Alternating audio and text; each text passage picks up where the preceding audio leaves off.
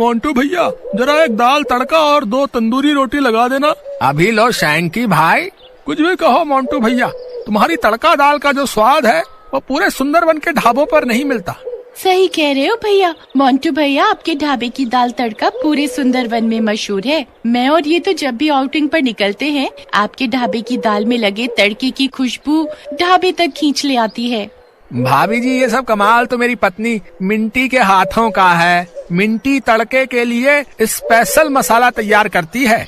मोंटू भैया, इसका मतलब आपके ढाबे की सफलता का राज मिंटो भाभी के दिमाग में है। बहुत बढ़िया, बड़ी अच्छी जोड़ी है आप दोनों की। शुक्रिया भाभी जी। ये लीजिए गर्मा गर्म जीरा राइस। मिंटी, आज तुम्हारे साथ के कारण मैं सुंदरवन में अपना ढाबा चला पाया हूँ। इस ढाबे की सफलता सचमुच तुम्हारे बनाए मसाले के कारण ही है। मैं बहुत भाग्यशाली हूँ कि तुम मेरी धर्म पत्नी हो। ये है मोंटू और मिंटी, जिनकी शादी को अभी 1 साल हुआ है। पहले मोंटू इस ढाबे को अकेला चलाता था, पर उसकी कमाई इतनी नहीं होती थी जितनी मिंटी से शादी के बाद होनी शुरू हुई। जब से मिंटी मोंटू की लाइफ में आई है, मोंटू बंदर का ढाबा खूब चलने लगा है। मिंटी एक मसाले वाले की बेटी है और बचपन से ही उसे मसालों के बारे में काफी अच्छी जानकारी है। इसलिए मिंटी ने आते ही एक ऐसा मसाला तैयार किया जो ढाबे पर बनाए खाने की खुशबू और स्वाद में 4 चांद लगा देता है। इसी कारण सुंदरवन के लोगों को मोंटू के ढाबे का खाना बहुत पसंद आता है। पर एक दिन जब मोंटू और मिंटी ढाबे पर पहुँचे तो उन्होंने देखा उनके ढाबे के सामने एक नया ढाबा खुल गया है। आइए आइए, 100 रुपए में जितना जी चाहे खाइए और घर के लिए भी ले जाइए। क्या 100 रुपए में जितना मर्जी और घर पर भी पैक करवा कर? जी हाँ, 100 रुपए में इतना बढ़िया और ज्यादा मात्रा में खाना किसी ढाबे पर नहीं मिलेगा। आइए आइए। अरे, हम शुरू से ही मोंटू भैया के ढाबे पर खाना खाते हैं। उनके जैसी दाल यहाँ नहीं मिलेगी। मुझे इन्होंने स्वाद चखाया है। दाल का बिल्कुल भी स्वादिष्ट नहीं है, फीकी दाल लग रही है। मोंटू भैया के ढाबे की दाल तड़का की बहुत ही अलग है। भालू और उसकी पत्नी कल्लू लोमड़ का ढाबा छोड़कर मोंटू बंदर के ढाबे पर चले जाते हैं। ये देखकर कल्लू लोमड़ और उसकी पत्नी छबीली गुस्से में आ जाते हैं। आखिर सामने मोंटू के ढाबे पर दाल तड़का में ऐसा क्या है जो सारे सुंदरवन के ग्राहक उसी के ढाबे पर जाते हैं? मुझे ये जानना होगा। कल्लू लोमड़ और उसकी पत्नी छबीली लोमड़ी बहुत चालाक थे। वो मीठी मीठी बातें करके मोंटू से सच्चाई पता कर ही लेते हैं। अच्छा, तो दाल तड़का में आप लोग ये मसाला डालते हो? चलो, अब मैं चलता हूँ। ढाबे पर छबीली अकेली ग्राहकों को संभाल रही है। कल्लू लोमड़ अपने ढाबे पर चला जाता है। सुनो जी, मुझे ये कल्लू लोमड़ कुछ ठीक दिखाई नहीं देता, वरना ऐसे दाल तड़का के बारे में पूछने क्यों आएगा? छोड़ो ना मिंटी, हमें क्या करना है? उसने पूछा, हमने बता दिया। और कौन सा वो हमारे जैसा मसाला बना लेगा? वो मसाला सिर्फ तुम बनाना जानती हो। कल्लू लोमड़ मौके की तलाश में था। एक रात जब मोंटू और मिंटी सो रहे थे, तब कल्लू उनके घर मसाला चोरी करने आ गया। मोंटू ने इसी डब्बे में मसाला दिखाया था। यही दाल तड़का का मसाला है। इसे चुरा लेता हूँ और हमेशा ऐसे ही मसाला चुराता रहूंगा। उससे क्या पता चलेगा कि मेरी दाल भी उसकी तरह स्वादिष्ट बनने लगी है। अगले दिन कल्लू ने दाल बनाते समय उस डिब्बे में से मसाला दाल में मिला दिया। ग्राहक उसके ढाबे पर खाना खाकर जब घर पहुँचे तो सबकी तबीयत खराब होने लगी और सबका पेट खराब हो गया। लोग गुस्से में पुलिस स्टेशन पहुँचे, जहाँ इंस्पेक्टर शेर सिंह ड्यूटी पर थे। सर, कल्लू लोमड़ के ढाबे पर आज दोपहर खाना खाकर बीवी बच्चे हॉस्पिटल में पड़े हैं। कुछ कीजिए महाराज। सर, मेरे पति ने भी कल्लू के ढाबे से ही खाना खाया था। कल्लू 100 रुपए में ढेर सारा खाना देता है। इसी लालच में मेरे पति ने वहाँ से खाना खाया भी और घर के लिए भी लेकर आए। पर मैं जैसे ही खाने लगी, मेरे पति की तबीयत खराब हो गई और मैं उन्हें हॉस्पिटल लेकर भागी। कल्लू लोमड़ के ढाबे के खाने में जरूर कुछ मिला हुआ था। हम तो हमेशा इसीलिए मोंटू बंदर के ढाबे से ही खाते हैं। वो साफ सुथरा खाना बनाता है। चिंता मत करो, सुंदरवन के लोगों का ख्याल रखना मेरी जिम्मेदारी है। मेरे होते हुए कोई बेईमानी नहीं कर सकता। कल्लू लोमड़ को बुलाया जाए। महाराज, मेरी कोई गलती नहीं है। मैं तो बहुत साफ सुथरा खाना बना रहा था। इतनी देर में खरगोश सिपाही कल्लू लोमड़ के ढाबे पर छानबीन कर रहे थे। मोंटू बंदर और मिंटी बंदरिया भीड़ के साथ खड़े सब कुछ देख रहे थे। वो ढाबे की रसोई में रखे डिब्बे को पहचान जाते हैं। सुनो जी, ये तो हमारा डिब्बा है जिसमें कल रात मैंने वो चूरन डाला था जो पेट दर्द के लिए काम आता है। मुझे सब समझ आ गया है। तभी मैं कहूँ रसोई में से डिब्बा कहाँ गया। चलो हमें शेर सिंह जी के पास पुलिस स्टेशन चलना चाहिए। मोंटू बंदर और उसकी पत्नी इंस्पेक्टर शेर सिंह के पास जाते हैं और सारी सच्चाई बता देते हैं। कल्लू अपनी गलती मान लेता है और माफी मांगता है। नहीं कल्लू, तुमने और तुम्हारी पत्नी दोनों ने मिलकर जो चोरी की है उसके लिए तुम्हें कोई माफी नहीं मिलेगी, क्योंकि तुम्हारी इस गलती के कारण किसी की जान भी जा सकती थी। मैं तुम्हें जेल में बंद नहीं करूंगा, पर आज ही तुम अपना ढाबा बंद करके सुंदरवन को छोड़कर चले जाओगे। शेर सिंह के आदेश पर सब मिलकर कल्लू लोमड़ और उसकी पत्नी को सुंदरवन से निकाल देते हैं। दोनों को अपनी गलती की सजा मिल जाती है। मोंटू बंदर और मिंटी बंदरिया ईमानदारी से अपना ढाबा चलाते थे, इसीलिए आज सुंदरवन में उनका काम अच्छा चल रहा था। तभी कहते हैं, ईमानदारी से किया गया कोई भी काम हमेशा सफलता देता है और बेईमानी से किए गए काम में कभी भी सफलता नहीं मिलती।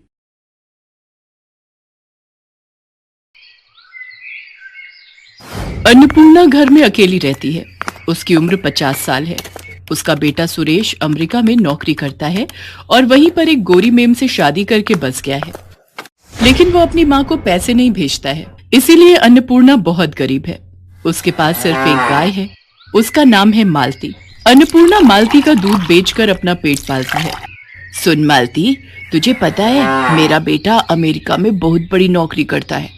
वो जब लौट कर आएगा तब देखना मेरे लिए कितना कुछ लाएगा। अन्नपूर्णा की आंखों में बहुत सारे सपने हैं अपने बेटे को लेकर, लेकिन सुरेश उसकी माँ को कभी याद भी नहीं करता। कुछ दिन बाद शाम को अन्नपूर्णा जब खाने का इंतजाम कर रही थी, तब अचानक से वहाँ सुरेश अपनी विलायती बहू के साथ आता है। माँ, मैं आ गया हूँ। अपने बेटे को देखकर अन्नपूर्णा खुशी से पागल हो जाती है। अरे बेटा, तू अचानक से कैसे आ गया? वो बात यह है कि मेरी नौकरी चली गई है। अच्छा, इसीलिए माँ की याद आ गई। अब ठीक है बेटा, कोई बात नहीं, कुछ दिन घर पर आराम कर। सुरेश की बीवी का नाम रोजी है। वो कहती है, क्या हम यहाँ रहेंगे सुरेश, इस छोटे से घर में? कितनी बदबू है यहाँ पर। हाँ बहू, वो मेरी गाय है ना मालती, उसी के गोबर से थोड़ी दुर्गंध फैलती है, तो निकाल दो उस गाय को। अरे ऐसे कैसे निकाल दूं, उसी से तो मेरा पेट चलता है। सुरेश रोजी को मना लेता है। अन्नपूर्णा उन दोनों को अपना कमरा दे देती है और खुद घर के बाहर मालती के पास सोती है। अगले ही दिन से रोजी हल्ला मचाने लग जाती है। वो सुबह उठकर कहती है, इतनी देर हो गई फिर भी मुझे मेरी ग्रीन टी नहीं मिली, कहाँ है मेरी ग्रीन टी? सुरेश अन्नपूर्णा से कहता है, माँ क्या कर रही हैं आप? मेरी पत्नी विलायती है, उसका ध्यान तो रखना पड़ेगा ना। ठीक है बेटा, मैं अभी बना देती हूँ। लेकिन अन्नपूर्णा को ग्रीन टी के बारे में कुछ भी नहीं पता है। वो मालती के ताजे ताजे दूध से चाय बनाकर रोजी के पास ले जाती है। दूध से बनी चाय देखकर रोजी एक झटके में चाय का कप फेंक देती है। अन्नपूर्णा को बहुत बुरा लगता है। रात को रोजी सुरेश से कहती है, सुनो, मैं ऐसे यहाँ नहीं रह सकती। अरे रोजी, कुछ ही दिन की तो बात है, रह लो ना। नहीं, तुम्हारी माँ गवार है। ये घर तो तुम्हारे नाम पर है ना, इसे बेच दो और चलो किसी अच्छे से होटल में रहते हैं। अगले दिन सुरेश घर बेचने के बारे में अन्नपूर्णा को बताता है। अन्नपूर्णा रोते हुए कहती है, ये क्या कह रहा है बेटा, इस घर में तेरे बापू की यादें हैं। तभी वहाँ गांव के मुखिया चले आते हैं और कहते हैं, हाँ, ऐसे घर कैसे बेच दोगे तुम? तुम्हारी माँ कहाँ रहेगी फिर? वो सब हमें क्या पता, ये घर सुरेश के नाम पर है।